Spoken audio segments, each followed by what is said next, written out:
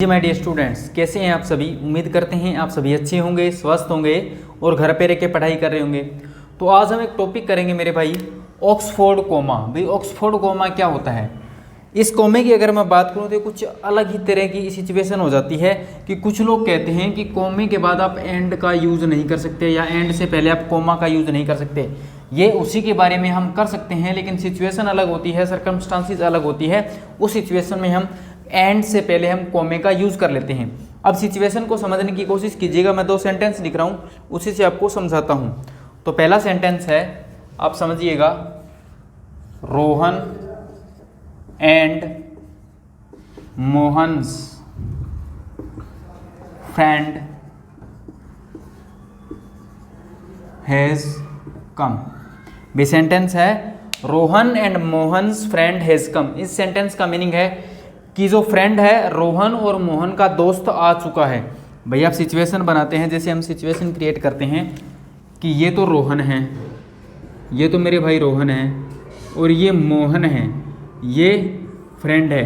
तो ये क्या है, ये रोहन का भी फ्रेंड है और ये मोहन का भी फ्रेंड है। इस सेंटेंस का मीनिंग ये आ गया मेरे भाई, ये जो लड़का है, ये रोहन का भी फ्रेंड है और ये मोहन का भी फ्रेंड है, मतलब दोनों का कॉमन फ्रेंड है। इस सेंटेंस के अकॉर्डिंग ये क्या है, ये दोनों का कॉमन फ्रेंड है। इस सेंटेंस का मीनिंग ये हो गया, Rohan and Mohan's friend has come.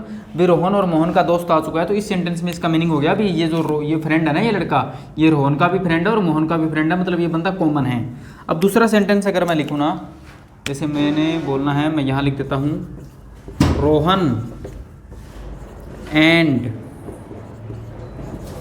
Mohan's friend has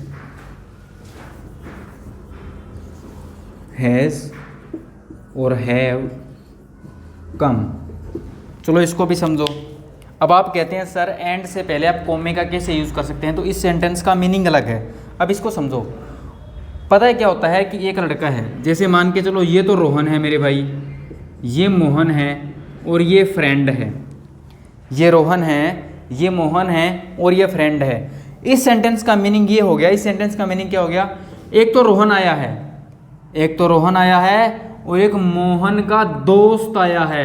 एक तो रोहन आया है और एक मोहन का दोस्त आया है, मतलब ये जो दोस्त है ये मोहन का दोस्त है, ना कि रोहन का दोस्त है। सेंटेंस के मीनिंग में फ़र्क आ गया। ये ऑक्सफोर्ड कोमा लगते ही सेंटेंस के मीनिंग में फ़र्क आ गया। मीनिंग में कैसे फ़र्क आ गया, समझाता हूँ। इस सेंटेंस में मैंने क्या बताया, Rohan and Mohan's friend has come. भी रोहन और मोहन का दोस्त आ चुका है, तो रोहन और मोहन का एक ही दोस्त है, दोनों का कॉमन फ्रेंड है, इसलिए वो आ चुका है और एक पर्सन है, इसलिए हमने सिंगुलर हेल्पिंग वर्ब यूज़ की, हैज़ कम। यहाँ पे क्या हो गया, रोहन, आप बोलोगे Rohan and Mohan's friend have come.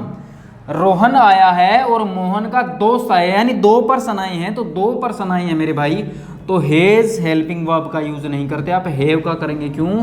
क्योंकि 1 एंड 2 2 पर्सन है, रोहन भी आया है और मोहन का दोस्त आया। जैसे मान के चलो कोई पार्टी में जाते हैं, एक तो आप गए लेकिन एक आपके दोस्त का दोस्त गया। एक तो आप गए, आपका दोस्त तो नहीं गया, परंतु उसका दोस्त गया। उस पार्टी में 2 पर्सन गए, एक तो आप गए, एक आपके दोस्त का दोस्त गया, इसलिए आप वहाँ पे 2 पर्सन गए।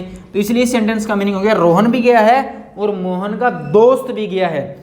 रोहन भी गया है और मोहन का दोस्त भी गया है, तो इसी को बोला जाता है मेरे भाई ऑक्सफोर्ड कोमा। इसी को बोला जाता है ऑक्सफोर्ड कोमा।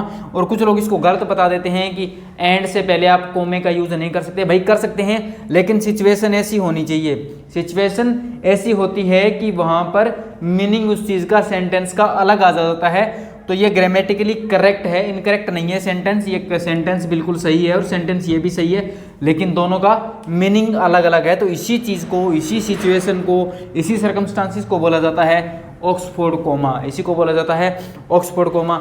रेज्ड कोमा भी होता है, एपोस्ट्रोफी एस भी होता है, होते बहुत कुछ हैं, लेकिन आपको अभी मैंने सिखाया ऑक्सफोर्ड कोमा। जो क्या होता है, जो एक कॉमा होता है जो एंड से पहले ले लिया जाता है, लेकिन उसमें हम इंक्लूडिंग करने की कोशिश करते हैं। यहाँ पे मैंने इस सेंटेंस में आपको बता दिया कि एक पर्सन है, मतलब दोनों का फ्रेंड कॉमन है, लेकिन यहाँ पे आप अलग हैं, लेकिन आपके किसी अलग इंसान का वो दोस्त हो गया।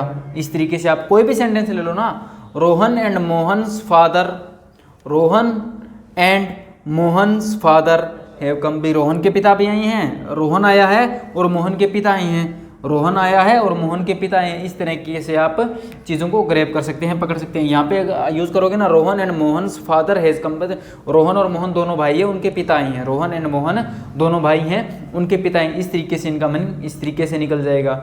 ठीक है, तो माय डियर स्टूडेंट्स, मेरे ख्याल से आपको ये चीज़ समझ आ गई होगी। सो बने रहिए इसी तरह के कन्फ्यूजिंग कॉन्सेप्ट्स के लिए हमारे साथ लेट्स लर्न विद ब्लू में।